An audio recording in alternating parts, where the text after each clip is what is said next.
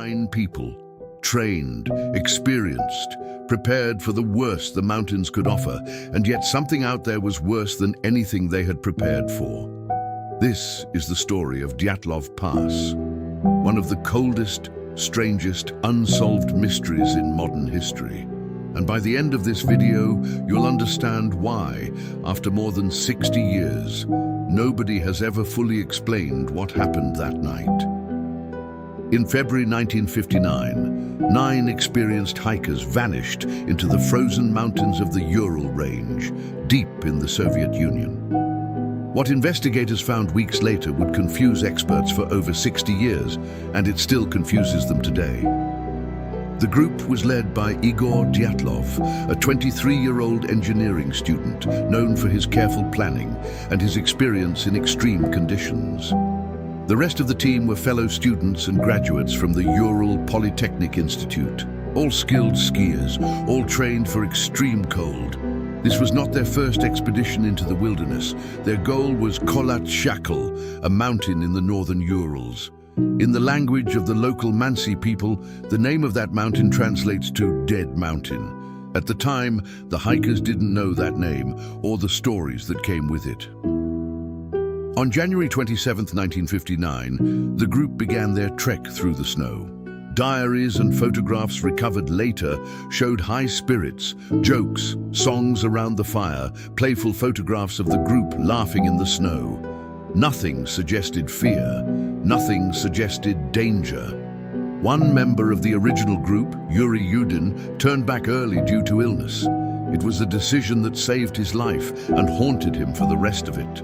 He would later say that he never understood what killed his friends, only that he wished he had been there to share their fate, or somehow prevent it.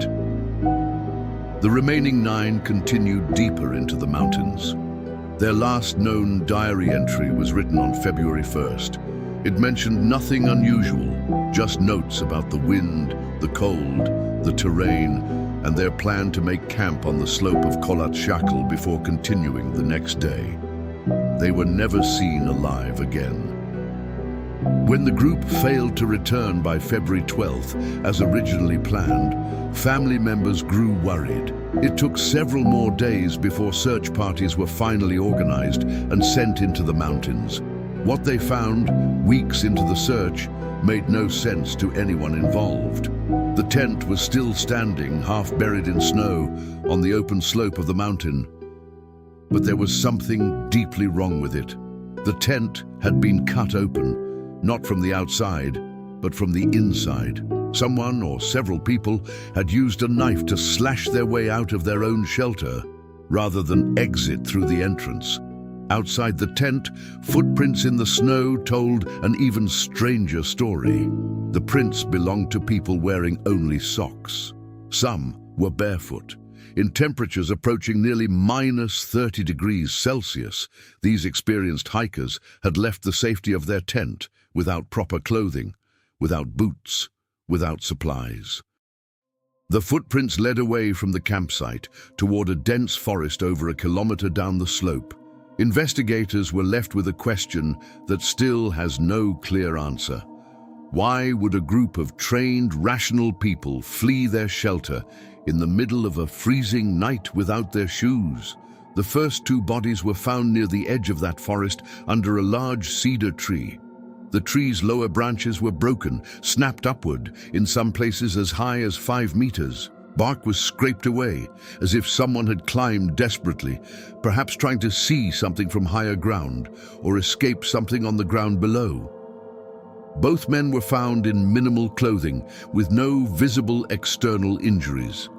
The official cause of death was hypothermia. 3 more bodies were found scattered between the cedar tree and the tent, as if the group had tried to make their way back, one by one, collapsing in the deep snow before they could reach shelter again. It would take investigators over 2 months to locate the remaining 4 members of the group. Their bodies were finally found in a ravine, buried under several meters of snow in a small stream bed further down the slope.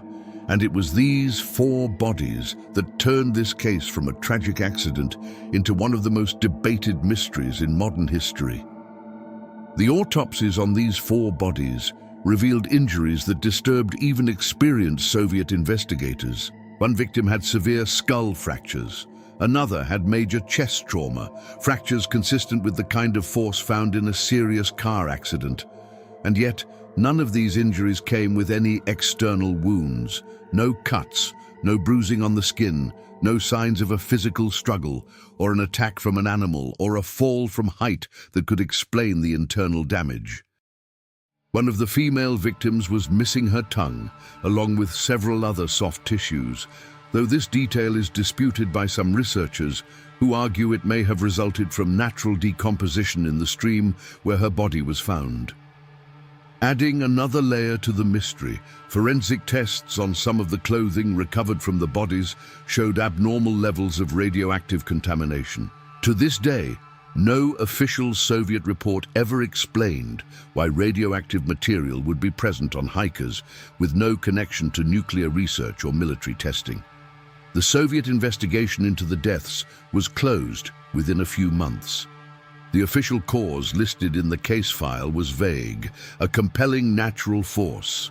No further explanation was given, no specific cause was ever named. The full case files were sealed by Soviet authorities and remained classified for over 3 decades, only becoming available for public review after the collapse of the Soviet Union. During the same time period, the hikers disappeared. Several independent witnesses in villages near the Ural Mountains reported seeing strange orange lights moving across the night sky. Some witnesses were hikers from other expeditions in neighboring valleys. Some were local villagers with no connection to the case at all. Soviet military officials, when asked, offered no official comment on the sightings. Over the decades, dozens of theories have attempted to explain what happened that night. An avalanche theory suggests the group fled a snowslide, but critics point out there was no clear avalanche debris found at the campsite, and an avalanche wouldn't explain the radioactive clothing.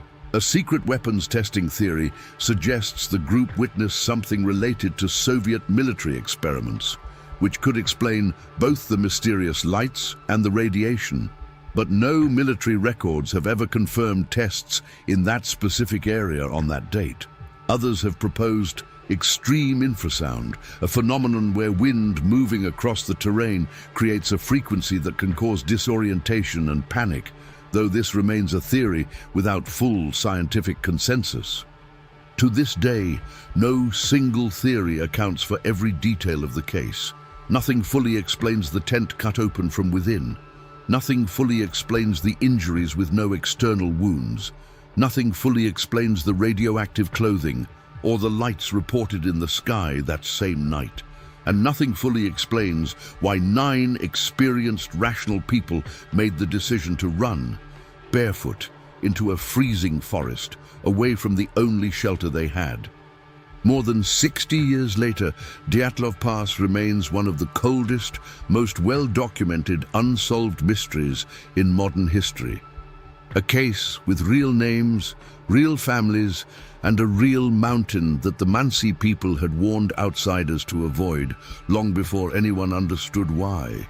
If this story sent a chill down your spine, imagine standing on that mountain yourself, in the dark, in the cold, wondering what made 9 trained people run. If you want more real stories that science still can't fully explain, make sure to like this video and subscribe to the channel. New stories are coming every week, and you won't want to miss what's next.